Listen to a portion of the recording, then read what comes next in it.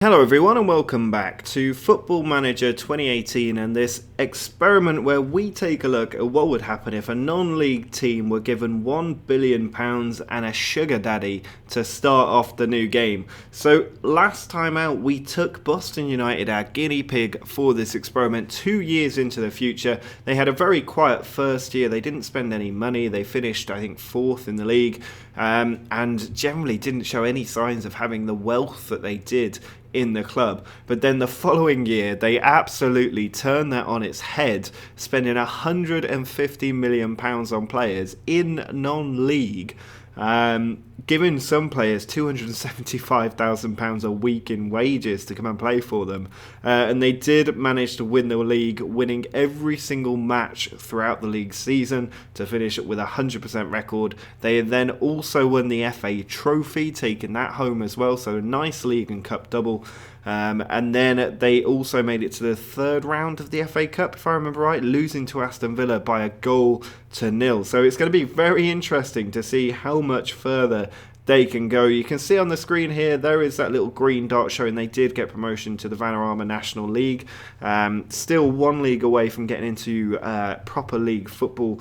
The most important thing to note is that they lost a huge majority of their cash. They went from about 850 million down to 350 million in the space of 1 year, and sugar daddy or not, that is a financial crisis brewing if ever I saw one. So this is going to be a very different kind of outcome to last year, I think, where we kept topping up the cash of FC United of Manchester. We're going to let Boston kind of seal their own fate, and obviously if they start to languish in one division because they've run out of money, we can pump more money into the club. We basically want to give them unlimited finance to try and achieve their goals. But to begin with, we're going to see how they struggle for certainly the first maybe 5 to 10 years. So in today's episode, we're going to go forward 3 more years for a grand total of 5, and hopefully they'll be getting back-to-back promotions and firing up that league table. So let's go forward 1 year, not delay any further, and see if they have made it into proper league football.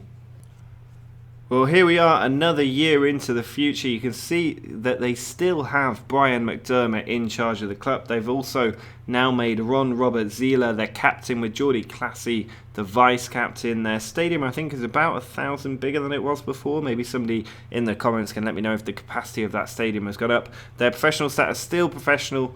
And they have a continental reputation, which is, I think, where it was left off last time. They also are rich in finances. You can already see that they have got promoted. I don't think that's going to be much of a surprise for anybody. They're now into League 2. But what we're really interested in is their transfer history. And if we go back to the 1920 season, you can see they haven't spent as much as the year before. The year before, they put out £151 million. This time around, they've only spent a net total of £14 million, bringing in £21 million from player sales. Obviously, the number of players they signed the previous season meant that they were inevitably going to have to let some go, but they have brought in some big names. You've got Andreas Pereira in there for Manchester United, Ron Robert Zieler, who we're already aware was at the club but was signed on the 30th of June, which is why we already saw him, but he's worth about 10-11 million pounds. Some players from Norwich coming in, Ruben Loftus-Cheek coming in from Chelsea, and Maitland Niels. Obviously some of these young players are going to do very, very well in non-league football and hopefully develop into top quality players. They did let some of them go as well. Emiliano Martinez has gone to Brighton. I think he's a former Arsenal keeper. Charles Gill, or Carles Gill, I honestly don't know how you pronounce that. Is it Carles? He's gone to Norwich for nearly £4 million. A few players going out on loan, which you would expect with so many young players in there. But Lewis Baker leaving the club for Brighton as well. Brighton doing very well out of raiding Boston here, which I think maybe not something they would have expected if you're a Brighton fan. But certainly an interesting transfer window there. Maybe the financial pinch after such a big spending spree is starting to take hold, and they have had to drop back their spending a little bit. If we have a look at the club details, you can see their reputation has gone down by about 300 to 800 points. But their attendance has gone up by a couple of thousand. Finances not looking great. only £77 million left in there. They've still got a £5.5 million wage budget a week. That's the problem. And their transfer budget pretty much disappeared down to less than 10 million despite the front-end sugar daddy. And their facilities, they have changed a little bit. Their youth recruitment has gone up, junior coaching has gone up as well. But no major changes there. It'll be interesting to see. I think they will eventually begin to tail off a little bit. So when that happens will be very, very interesting. If we have a look at the senior squad schedule for their previous season, you can see that they had a good pre-season, a few draws in there, and then started off winning every single game, just as they did with last season. Like Remy still getting a lot of goals, Andy Carroll's in there, just endless wins. Going into the FA Cup at the fourth qualifying round and winning 3-0 thanks to Andy Carroll, and getting past Oxford on a replay, which is interesting, but carried on winning every Vanarama national game, beat Peterborough 4-0, so they are clearly a class above at the moment. Ryan Hedges with 2 there. And then losing in the league for the first time in over a season and a half at that point. Forest Green managed to beat them 2-1. Andy Carroll's goal not enough. And a humiliating defeat for them, really. They bounced back in the FA Trophy. They're obviously looking to defend that competition, and beat Burton 3-1 in the FA Cup to put themselves into the 4th round. Then carried on winning games, beat Hampton and Richmond in the FA Trophy, and then lost 2-1 to West Ham, but definitely a competitive performance there, and a sign of just how well they could do. If they got a bit further into the league. It'll be interesting when they get into the League Cup and other teams will play weakened sides against them. And also interesting that West Ham have signed Mesut Ozil. A little bit unexpected. But they carried on their winning run, getting through in the FA Trophy, drew with Morecambe, so some signs that their league form is struggling a bit, struggling in the loosest sense, and then lost to Solihull Motors in the FA Trophy first leg. They did that last year as well. They then beat them in the Vanarama National, drew with Barrow, and then beat Solihull 2-0 to put themselves into the final of the FA Trophy. They then had a poor finish to the season, several draws and a defeat quite late on, and in the final they beat ASC Field, who knows?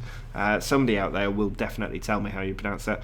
But there you go. They've won another league and cup double, almost certainly. If we have a look at the Vanarama National and the league table for it, if we go to the stages screen and drop back a season, then you can see they did win the league by quite some margin there. That's over 35 points, 36 points there. They've managed to beat Barrow to the top spot, getting promoted into the Football League proper, only conceding 18 goals. I think they conceded 16 the year before, but they did not manage to go unbeaten, losing that one game there. Really disappointing they weren't able to get an unbeaten season. Disappointing they weren't able to win every game because they're so overpowered with all their new signings, but you can see the finances are having an effect. So let's go forward another year and see if they really have had to start penny pinching, and maybe the owner has stepped in and tried to get the finances under control, but it is their wage budget that is really the problem. Actually, if we have a quick look before we do that, if we go to Boston and look at their squad,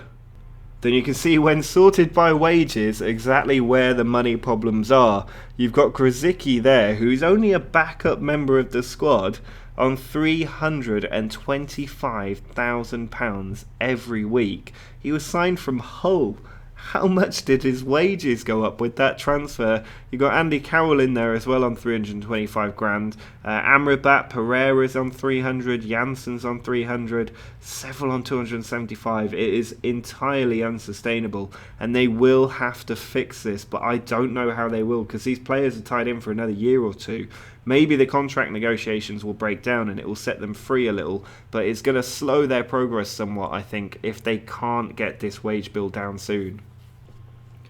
Well, we're another year into the future, and you can see that they have won another promotion into League 2. They're currently first in League 2, so another title under their belt. Brian McDermott still in charge at the club. Obviously, if you're winning constantly, you will continue to be in charge. And Robert Zieler still the captain, Classy still vice-captain, Andreas Pereira now their key player. Stadium not changing at all as far as I can tell. Still got a continental reputation, but their finances are only okay. which when you give a club £1 billion a year and £100 million top-up every season and a sugar daddy owner is not a good sign. If we have a look at their general information, you can see finance okay, owner loves the club, season tickets reasonable, their facilities, state-of-the-art training facilities, they've certainly done something there. If we have a look at their club finances, I think that'll be the most interesting screen. You can see they've absolutely fallen out. They've still got that front-end sugar daddy, and it looks like their wage budget's starting to be dragged down somewhat. It's dropped to about 4 million, so down £1 million a week. That'll save them 50 million a year. Transfer budget basically non-existent, but still probably quite high for this kind of level. But training and youth facilities now up at 20. They've clearly gone out and bought state-of-the-art facilities. It'll be interesting to see if their stadium gets upgraded sometime soon. They've got an expansion going on of about 2,000 seats that will be finished in just a few months' time, actually, so that will increase the capacity a little bit. It won't do much to help their financial situation. But if we have a look at the transfer history screen for the 2021 season, you can see they haven't signed any players, just 325k in for £31 million out. Major players going out were Willie Donnell to Leicester. Ruben Loftus-Cheek has only been at the club for a year. He's already gone. Ed Francis gone. Ryan Hedges gone, got a couple of goals last season. So they've turned the club around a little bit here with their financial kind of firepower, but they've still got most of their big earners in the club. They haven't gone out on free transfers just yet, although their contracts not quite up at this point. If we have a look at their senior squad schedule, obviously they're now in the Carabao Cup, and they did manage to get past Huddersfield, a Premier League team, in their first game of that competition. 2-0 win, although Huddersfield could well be in the Championship at this point, and then beat Barnsley 2-0 in the next one. Checker Trade Trophy also on the go. They then lost to Torquay, their first loss of the season, 2-1 away from home, and were beaten by Manchester United 2-1 as well, which is quite disappointing. Put up a good fight though. They were leading until the 70th minute when United managed to turn them around. So definitely putting in a very good shift there and giving United a scare. Carried on winning in the league and the Checker Trade. That went on for quite some time before getting knocked out the Checker Trade by Grimsby on penalties. Also forced to a replay, which they did win against Chester. League form holding up well, beating Forest Green in the FA Cup and continuing in the Checker Trade. Beat Sheffield United 2-0 in the third round. Still going in the Checker Trade, and then lost to Sunderland 3-2. Another late goal sinking Boston in the Cup. I think it's only a matter of time before they start to reach semi-finals and finals of national competitions, which, given they're in League 2, is not a bad bit of business. Still going in the Checker Trade though, and into the final, beating Newcastle under 23s. Mitrovic getting a goal for Newcastle, but Chris Dalton sending it to penalties. And then lost 2-0 to Stevenage of all clubs in the final. So they have not won the Checker Trade just yet, but they have definitely won League 2. If we give a click onto the League 2 screen and have a look at the stages, a bit frustrating how you have to go through so much faff to get to the league table, but there it is, finishing 30 points clear. Their gap at the top of each league is getting slightly smaller, but it's still absolutely huge, and I can see them easily making it into the Championship, if not the Premier League, on this basis. I mean, there's not a lot to say there. They lost just one league game, again missing out on an unbeaten season by that one defeat. If we have a look at the team overview, you can see Boston, most goals, top of just about everything in the stats. And if we look at the player overview, then it is dominated. Oliver McBurney for Boston is the top league scorer. They signed him for 1.5 million from Swansea, and he's doing well in the lower leagues. Best at hitting the target, Geordie Classy covering the most distant, least conceding for Zila, and most clean sheets as well. Top goal scorers, all three of the top goal scorers coming from Boston, which is always nice. Obviously when they're getting as many goals as they do, they will always do well, and that means that they are now into League 2. So they are continuing to climb up the league tables, their third successive league title and promotion, and we'll just go forward one more year now to see if they manage to do it in League 1. Well, the year is now 2022. You can see that nice green line firing up the league table. Still, Brian McDermott is in charge. The stadium expansion has happened. They're up to 8,000. Zila, Classy and Pereira all still the major players. at the club, but their finances are now insecure. They are really struggling. It's that wage budget. They need to let players go, and hopefully they will have started to do that, because they are really going to struggle otherwise. Their owner still loves the club, but with the finances insecure, he might not be around for that much longer. They still have state-of-the-art facilities, though, other bits catching up as well. They're searching for a site for a new stadium, with a planned capacity of about 14,000. Obviously, as they go up the leagues, they need to build new stadiums. But building a new stadium while your finances insecure is a bold move. Maybe the sugar daddy is the one putting up the finances for that, but he needs to be a little bit careful with precarious finance. Club attendance up to 10k, I think that's doubled, but their bank balance, it's in the minus numbers. How many minus numbers? £9.5 million in the red. Not good. They've also now no longer got a sugar daddy owner, so I'm not sure what's happened there, but they have lost the sugar daddy somehow. I don't know if they've had a change of ownership. We'll be able to check in a little moment, but at the moment, questions to be answered at the club. Their facilities still looking pretty decent. I think if we have a look at their history and overview, we might be able to get something up. There's nothing there. On the landmark screen, we can see the chairman, David Newton, did leave. And we can see a new chairman, Shahid Azim, has taken over the club through a consortium. So the sugar daddy is gone, probably due to the financial pressures. And they could well have more changes of ownership to go. And could well be hit with a points deduction as well, which is something we need to keep an eye on. If we have a look at their transfer history for this season, you can see they only spent £2.3 million. I'm not sure if that's a lot of money in League One. I don't think it is. But most of them just for a few 100k. Quite a lot of players coming in. Obviously, with the high reputation, they'll still be able to attract top quality players. So there'll be a lot of players dropping down the leagues to join them. They lost Willie Donald to Leicester, though. That was a player that was their top scorer last season. And Maitland-Niles is also gone. Temenjikov has gone to Swansea, Carl McAllister to Wolves. Quite a few players leaving in an exodus now as they try to balance the books. They brought in over £25 million, but I don't think it seems to have done too much good for them. If we look at their senior squad, you can still see all of the wages there from the likes of Pereira, Classy, Zila, all still quite high. They have come down, I think, because they were up at 375. They've clearly taken wage cuts, but nowhere near the level that needs to happen if they're going to get out of their financial problem. If we look at the squad schedule screen, you can see decent pre-season. Their league got off to a good start, but knocked out the Carabao Cup in the first round by Nottingham Forest.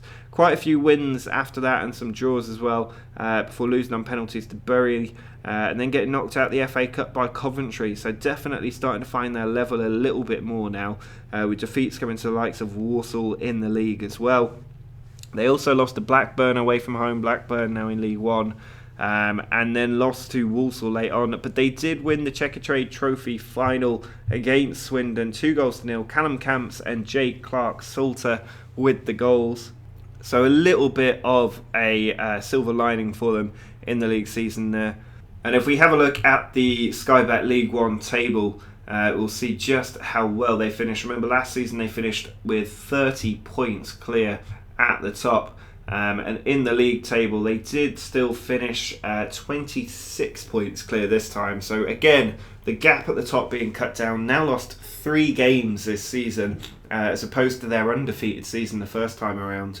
And other teams may be starting to catch up.